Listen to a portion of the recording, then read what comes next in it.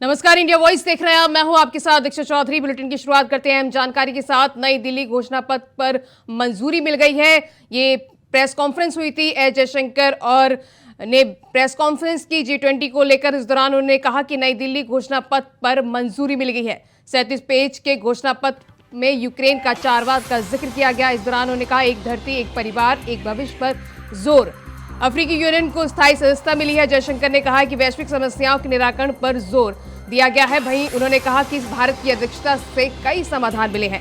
तो जी समिट से में केंद्रीय मंत्रियों की प्रेस कॉन्फ्रेंस हुई। इस दौरान उन्होंने विदेश मंत्री एस जयशंकर ने कहा कि G20 घोषणा पत्र में परिवर्तन, डिजिटल सार्वजनिक बुनियादी ढांचे पर ध्यान देने के साथ प्रौद्योगिकी समावेशी भूमिका पर प्रकाश डाला गया। इसके साथ ही उन्होंने कहा कि G20 ने भारत को विश्व के लिए तैयार करने और विश्व को भारत के लिए तैयार करने का योगदान दिया है। इसके साथ ही उन्होंने कहा कि 37 पेज की घोषणा पत्र में उन्होंने यूक्रेन का 4 बार जिक्र किया।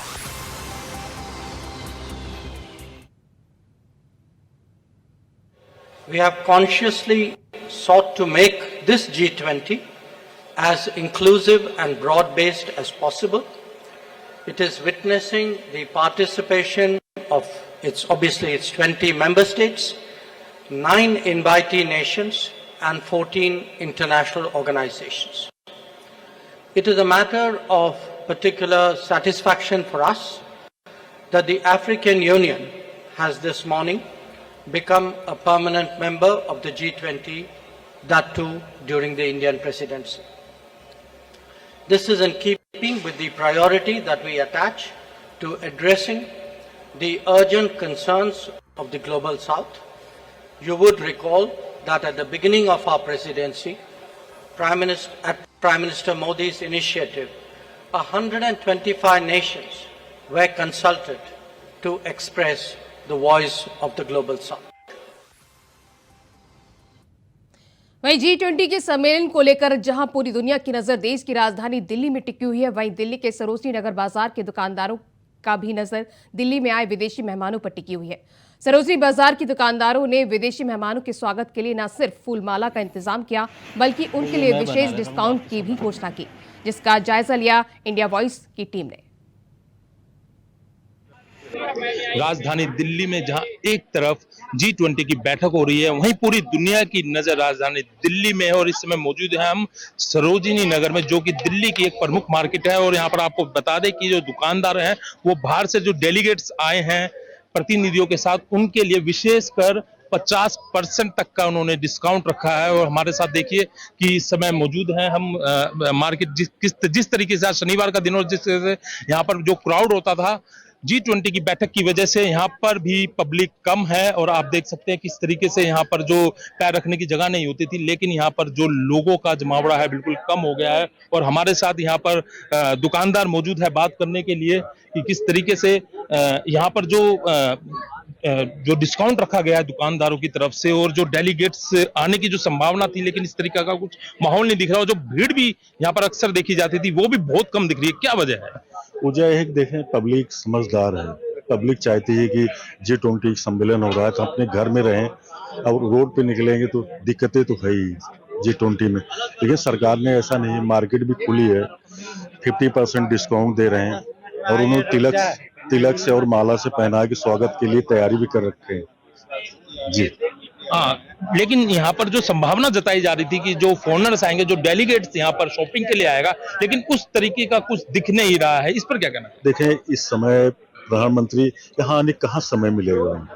देखें, हर चीज का प्रोग्राम का प्रधानमंत्री का, इसलिए कि यहाँ मार्केट में आना नामुमकिन है। हम इस चीज को नहीं कह सकते।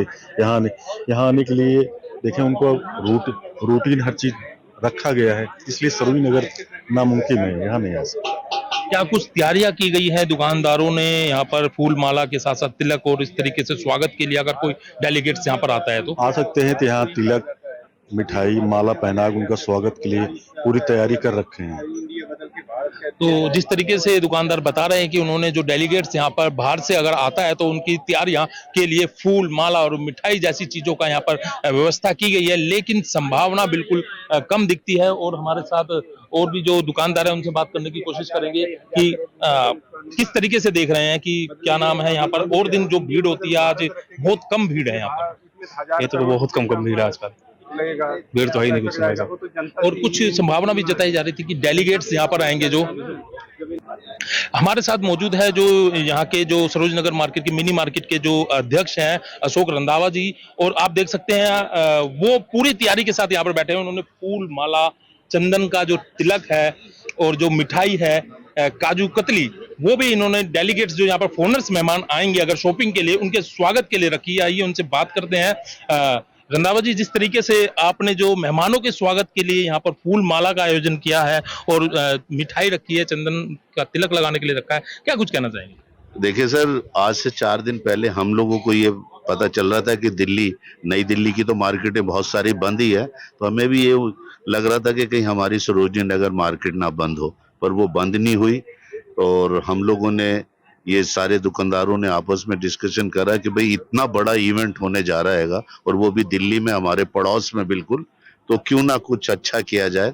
इसके लिए हम लोगों ने अपने पूरी मार्केट में होल्डिंग्स लगाए हैं, वेलकम डेलीगेट्स G20 के, प्लस अगर वो मार्केट में आते हैं तो उनको फूलों की माला पहनाएंगे, चंदन का तिलक लगाएंगे, मिठाई खिलाएंगे और 50 अगर शॉपिंग करते हैं तो 50% उनको डिस्काउंट भी देंगे। उसके पीछे खाली एक ये मकसद है कि जो भी डेलीगेट्स आए, फॉरेनर्स जो भी आए, एक तो वो फूल माला अगर पहनते हैं तो उन्हें बड़ी खुशी होती है कि हमारा कल्चर है चंदन लगाना, और कोई भी पूजा पाठ करें उसके अंदर चंदन लगता ही है, उसका तिलक लगाएं। और जब वो यहाँ से लौटें अपने देश में, वहां पे जाके ये बताएं कि भाई दिल्ली के या दिल्ली के लोग जो हैं दिलवाले हैं। मार्केट के दुकानदार भी ऐसे हैं कि उन्होंने वेलकम हमारा करा। सरकार तो कर रही है जो कर रही है, बहुत बड़ा इवेंट हो रहा है और हमारे को बड़ी अच्छी खुशी है और गर्व महसूस होगा कि अगर डेलीगेट्स यहाँ पे आते हैं और हम लोग उनका इस तरीके से स्वागत कर सकें। आपने बात करी संस्कृति की और जिस तरीके से संभावना जताई जा रही थी कि डेलीगेट्स आएंगे, विजिट करेंगे, लेकिन शनिवार का दिन है और सरोजनी नगर मार्केट शनिवार और वीकेंड में जिस तरीके से बात करते हैं तो यहाँ पर पैर रखने की जगह नहीं होती, लेकिन आज उसके उलट ही देखा जा रहा है। ग्राहक बिल्कुल कम है और आप जिस तरीके से तैयारी करके बैठे हैं और उस पर डिस्काउंट भी दे रहे हैं, कितने दिन तक ये डिस्काउंट चलेगा और क्या स्थिति है अभी मार्केट की? देखिए जी, जब तक ये 3 दिन का मेरा ख्याल ये G20 समिट जो ये चल रहा है और हमने ये 3 दिन के लिए ही लगाया था। आज से तो हमने लोकल कस्टमर को भी जो है वो 10 से 25% डिस्काउंट देना शुरू करा है, क्योंकि कल भी इस मार्केट में पूरा सन्नाटा था और आज भी आप देख रहे हैं शनिवार का दिन है, मेरे ख्याल में 10% भी लोग नहीं है कस्टमर जो आम दिनों में होते हैं या सैटरडे संडे को होते हैं। तो इसलिए डिस्काउंट हम ये दे रहे हैं और उम्मीद है कि भाई ये जो अगर पुलिस की या सिक्योरिटी की वजह से जो सड़कें उड़ के बंद हैं, तो हालांकि हम लोगों ने ये बिजनेस पॉइंट ऑफ व्यू से ये 3 दिन नहीं रखे हैं। हमारा सिर्फ ये मकसद है एक मार्केट का हमारा अच्छा संदेश जाए, दुकानदारों का अच्छा संदेश जाए और जो डेलीगेट्स आए वो एक अच्छी यादें लेके यहाँ से हमारी मार्केट से जाएं। तो दुकानदारों का साफ तौर पर यही कहना है कि यहाँ पर जो 3 दिन है इन्होंने बिजनेस के तरीके से नहीं रखे हैं। यहाँ पर जो मेहमान, विदेशी मेहमान अगर आते हैं उनके स्वागत और वो यादें जो इंडिया से जो अपने देश में जाए तो वो यादों को सजो कर लेके जाए। राजेश तंवर, इंडिया वॉइस के लिए दिल्ली से सरोज नगर मार्केट। चित्तौड़गढ़ में आगामी विधानसभा चुनाव को लेकर राजनीतिक दल अपनी तरीके से अपनी रणनीति के अनुसार सत्ता पाने के लिए प्रयास में लगी हुई है। इस दौरान भारतीय जनता पार्टी की ओर से पूरे प्रदेश में 4 परिवर्तन यात्राएं निकाली जा रही हैं, जिसमें मेवाड़ क्षेत्र में भारतीय जनता पार्टी के प्रदेश अध्यक्ष सीपी जोशी इस परिवर्तन यात्रा की कमान संभाल रहे हैं।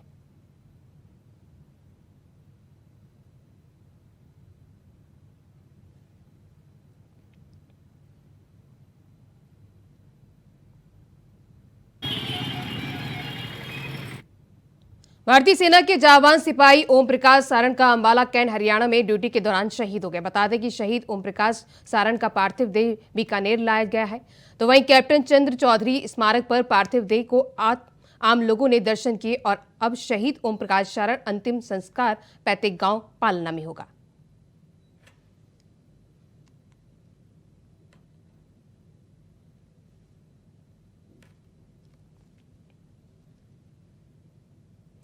वहीं दक्षिणी दिल्ली के अंबेडकर नगर विधानसभा क्षेत्र में खानपुर वार्ड में भाजपा पार्षद ममता यादव की ओर से शहीद योद्धाओं के लिए कलश यात्रा निकाली गई। मेरी माटी मेरा देश कलश यात्रा के तहत सभी घरों में जाकर लोगों को जागरूक किया गया। वहीं भाजपा पार्षद के साथ ही कई भारी संख्या में लोगों ने इस कलश यात्रा में हिस्सा लिया और लोगों के घर घर जाकर एक मुट्ठी चावल और मिट्टी मांगी। इस दौरान लोगों का भी भरपूर समर्थन मिला। मेरी माटी मेरे देश के तहत लोगों ने भारत माता की जयकार लगाई। बीजेपी की निगम पार्षद ममता यादव के साथ काफी संख्याओं में महिलाओं ने घर घर जाकर एक मिट्टी चावल और मिट्टी मांगी।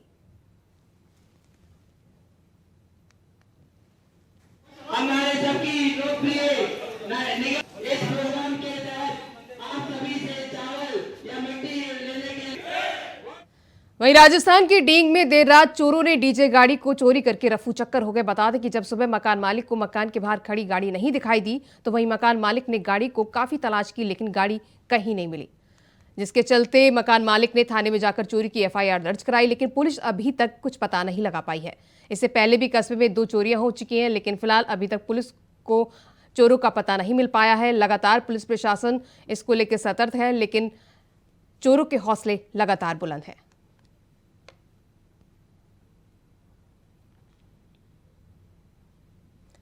उधर बीकानेर में ग्राम पंचायत बामनसेड़ में आरसी 860 में 4 दिवसीय रात्रिकालीन कबड्डी प्रतियोगिता सफलतापूर्वक संपन्न हुई। इस प्रतियोगिता का आयोजन स्वर्गीय गजेंद्र भाटी की याद में किया गया था। कबड्डी प्रतियोगिता देखने के लिए आसपास गांव के लोगों का हुजूम उमड़ पड़ा। 4 दिन तक चली इस प्रतियोगिता में अलग अलग गांव की टीमों ने भाग लिया और अपना दमखम दिखाया। सुखदेव जाखड़ा के अनुसार स्वर्गीय गजेंद्र सिंह भाटी सभी के दिलों में आज भी राज करते हैं और उनकी याद में इस कबड्डी प्रतियोगिता आयोजन किया गया था।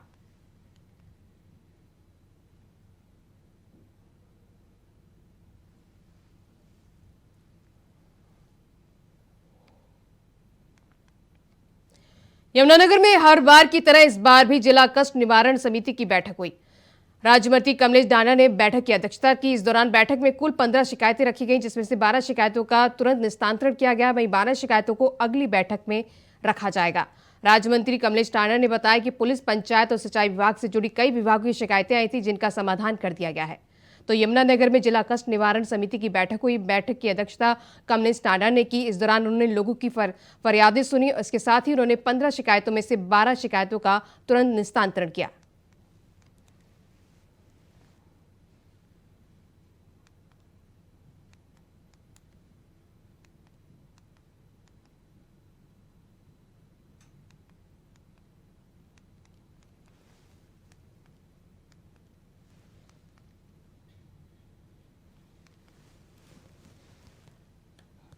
तो यमुनानगर में कमलेश डांडा ने लोगों की फरियादें सुनी। इस दौरान कार्य समिति की बैठक हुई। बैठक में कई लोग मौजूद रहे। इस दौरान फरियादें सुनी और उसके साथ ही उन्होंने तुरंत 15 शिकायतों को लेकर में से 12 शिकायतों का तुरंत निस्तारण किया। इसके साथ ही 3 शिकायतों को अगली बैठक में समाधान करने की बात कही गई। तो जिला कष्ट निवारण समिति की बैठक हुई यमुनानगर में। इस दौरान कई लोग इस बैठक में मौजूद रहे। इसके साथ ही कई समस्याओं को सुना गया। इस दौरान उन्होंने 15 शिकायतों में से 12 शिकायतें तुरंत निस्तारण करी। इसके बाद ही 3 शिकायतों को अगली बैठक में निपटाया जाएगा।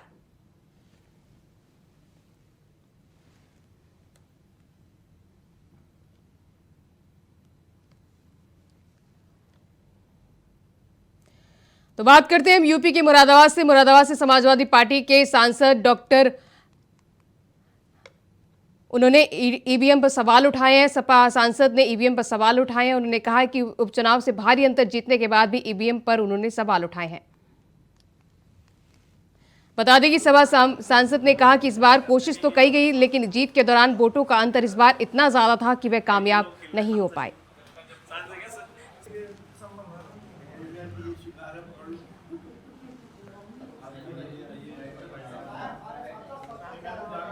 देखिए, हमें तमाम ही घोसी की जनता को हम बधाई देते हैं, मुबारकबाद पेश करते हैं। और जो हालात घोसी में हुए हैं, इस सब पूरे उत्तर प्रदेश के यही हालात हैं। जनता त्रस्त है, रोजगार नहीं है, महंगाई चरम सीमाओं पर है, किसान बेहाल हैं। ये तमाम मुद्दे जो घोसी विधानसभा में थे आम जनता के, उसी के ऊपर चुनाव हुआ और जनता ने पूरी तौर से समाजवादी पार्टी में ही ये विकल्प पाया कि वो ही एक ऐसी पार्टी है जो सबको साथ लेके सांप्रदायिक सौहार्द के साथ जनता का विकास कर सकती है। उधर उन्नाव नेशनल हाईवे किनारे अज्ञात युवक की गला रेत कर हत्या करने का मामला सामने आया है। बता दें कि हाईवे स्थित त्रिभुवन खेड़ा के पास खाली प्लॉट में एक युवक का शव मिला, जिसके बाद ग्रामीणों की भीड़ जुट गई। साथ ही सूचना मिलते ही मौके पर पहुंची पुलिस ने शव को कब्जे में लेकर पोस्टमार्टम के लिए भेज दिया है और मामला दर्ज कर आगे की कार्रवाई में जुट गई है। तो ये उन्नाव का मामला बताया जा रहा है, जहां पर हाईवे पर अज्ञात युवक का शव मिलने से इलाके में हड़कंप मच गया। सूचना में पहुंची पुलिस ने शव को कब्जे में लेकर पोस्टमार्टम के लिए भेज दिया गया है। वहीं जिसके बाद मामला दर्ज कर पुलिस मामले की जांच पड़ताल में जुट गई है।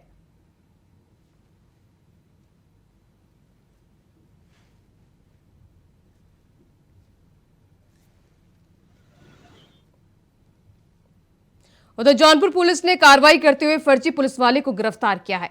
आरोपी के पास से पुलिस ने एक जोड़ी वर्दी, विभागीय पहचान पत्र, एक स्वीटेंट कार और फोन, स्टैम्प पेपर, 4 आवाजाही के फॉर्म बरामद किए हैं। फिलहाल पुलिस ने मामला दर्ज कर आरोपी को गिरफ्तार कर लिया है और जेल भेज दिया है। तो जौनपुर में फर्जी पुलिस वाले को गिरफ्तार किया गया है। आरोपी के पास से वर्दी बरामद की गई है। इसके साथ ही तमाम दस्तावेज भी बरामद किए गए हैं। आगे की कार्रवाई में पुलिस मामले की जांच पड़ताल में जुट गई है।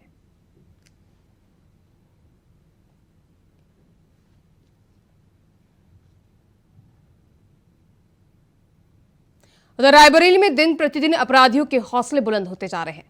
दरसी शादी समारोह में अचानक कुछ बदमाश घुस गए और मारपीट करने लगे। घटना में एक युवक को गंभीर चोटें आई हैं। वहीं स्थानीय लोगों ने विरोध करने पर अपराधियों ने हथियार निकाल लिया, जिसका वीडियो सीसीटीवी कैमरे में कैद हो गया। जिसके बाद पीड़ित की शिकायत पर पुलिस ने मुकदमा दर्ज कर लिया है। मामला शहर कोतवाली क्षेत्र के गुलाब रोड स्थित लॉन का बताया जा रहा है। तो रायबरेली में अपराधियों के हौसले बुलंद है। शादी समारोह में मारपीट के विरोध में हथियार निकाल लिया गया। सीसीटीवी कैमरे में ये घटना कैद हो गई है। तस्वीरें आपकी टीवी स्क्रीन पर हम साझा कर रहे हैं। ये वीडियो लगातार सोशल मीडिया पर वायरल हो रहा है, जहां पे शादी समारोह में बदमाश घुस गए और इस दौरान जब लोगों ने विरोध किया तो इस दौरान उन्होंने अपने हथियार निकाल लिए और ये घटना सीसीटीवी कैमरे में कैद हो गई।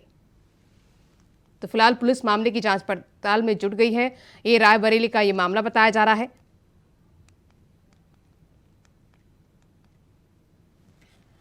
हरियाणा की जगीरदारी विधानसभा में कैबिनेट मंत्री कंवरपाल ने 74 लाख के विकास कार्यों का शुभारंभ किया। इस दौरान विधानसभा के कन्यावाल में गांव के सरपंच समेत कई युवा बीजेपी शामिल हुए। सभी को कैबिनेट मंत्री ने पटका पहनाकर सत्ता दिलाई। सनातन धर्म पर हो रही बयानबाजी को लेकर शिक्षा मंत्री कंवरपाल ने विपक्ष पर जमकर निशाना साधा। शिक्षा मंत्री चौधरी कंवरपाल जिंदाबाद, शिक्षा मंत्री चौधरी कंवरपाल जिंदाबाद, शिक्षा मंत्री चौधरी जी।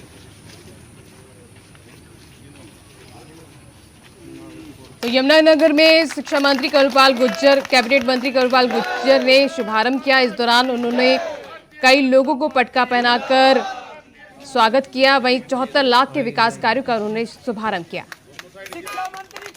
तो कई युवाओं को उन्होंने बीजेपी में शामिल करवाया। इस दौरान उन्होंने लोगों का सम्मान किया यमुनानगर में। इस दौरान कैबिनेट मंत्री कंवरपाल गुर्जर ने 74 लाख के विकास कार्यों का शुभारंभ किया।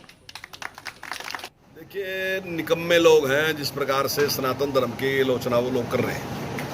सनातन का मतलब ही जो सदा है, जो रहेगा, जो रहा है, जो रहेगा आगे, वही सनातन है। और मेरी समझ में अभी तो धर्म का ही नहीं पता क्या है क्या नहीं है, क्योंकि वो मत और संप्रदाय के साथ जुड़े लोग हैं। तो वो अपना मत और संप्रदाय उनकी समझ में आता है, उनको धर्म का ज्ञान नहीं है। धर्म क्या है? धर्म तो यही है, सनातन ही है धर्म, और धर्म कभी खत्म नहीं होता। उधर भीलवाड़ा शहर के आरके कॉलोनी में एक युवक पर कुछ युवकों ने पुरानी रंजिश के चलते जानलेवा हमला कर दिया, जिसके विरोध में सैन समाज सड़क पर उतर आए। सैन समाज की बड़ी संख्या में लोगों ने कलेक्ट्रेट पहुंचकर प्रदर्शन किया और हमलावरों की गिरफ्तारी की मांग को लेकर सीओ सिटी देशराज को ज्ञापन सौंपा। वहीं इससे पूर्व भीलवाड़ा में सैन्य समाज को लेकर प्रदर्शन किया गया था। वहीं सीओ सिटी की मांग को लेकर ये ज्ञापन सौंपा गया है। तो भीलवाड़ा में ये प्रदर्शन किया गया। लोगों की तरफ से एक युवक पर यह जानलेवा हमला हुआ।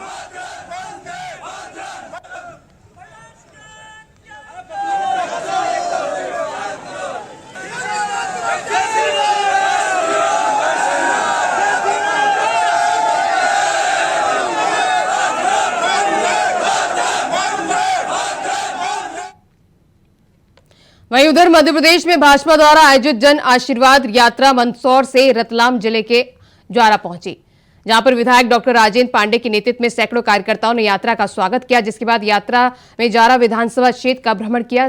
ज्वारा में जन आशीर्वाद यात्रा में केंद्रीय पशुपालन और डेयरी मंत्री पुरुषोत्तम रूपाला सहित तमाम लोग मौजूद रहे।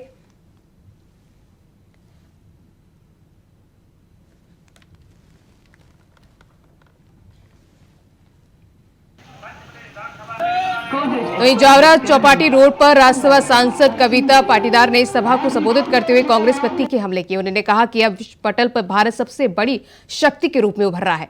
ये मोदी जी के सुशासन और ताकत का ही कमाल है कि आज विश्व की तीसरी अर्थव्यवस्था की ओर हम तेजी से बढ़ रहे हैं। वहीं भोपाल विधायक रामेश्वर शर्मा ने जनता का आभार जताते हुए कहा कि बीजेपी जनता के आशीर्वाद से सरकार बनाती है और एक बार फिर सरकार बनाने के लिए हम सब ने यात्रा निकाली है।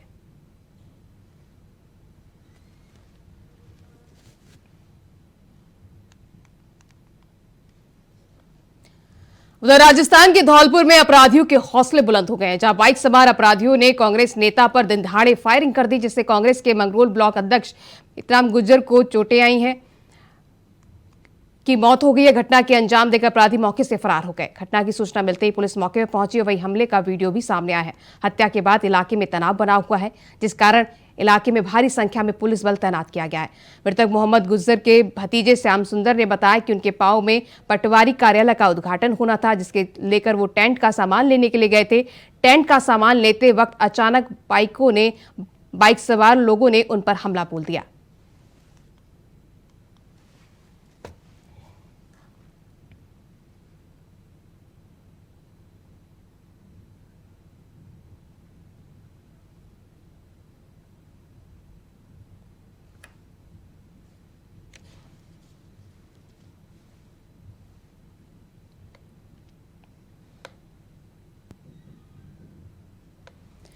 तो खबर गाजियाबाद से, जहां चला स्वास्थ्य विभाग ने बिना डिग्री और रजिस्ट्रेशन के इंदिरापुर में क्लिनिक चला रहे 2 झोलाछाप डॉक्टरों के खिलाफ रिपोर्ट दर्ज कराई है। 2 डिग्री वाले डॉक्टरों पर पुलिस ने कार्रवाई कर गिरफ्तार कर लिया है, जो ट्रांसजेंडर के इलाकों में आम लोगों को सेहत के साथ खिलवाड़ कर रहे थे।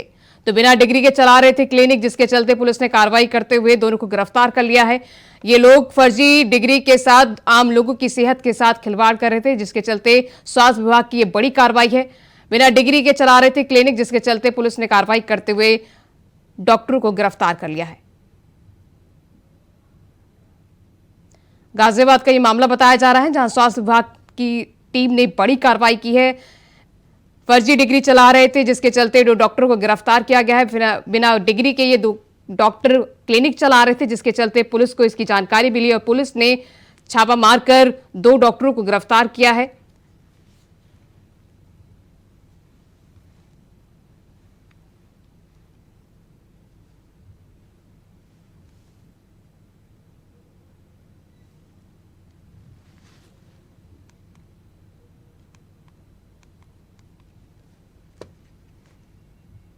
तो फिलहाल इस बुलेटिन में बस इतना ही। खबरें लगातार जारी हैं। नमस्कार।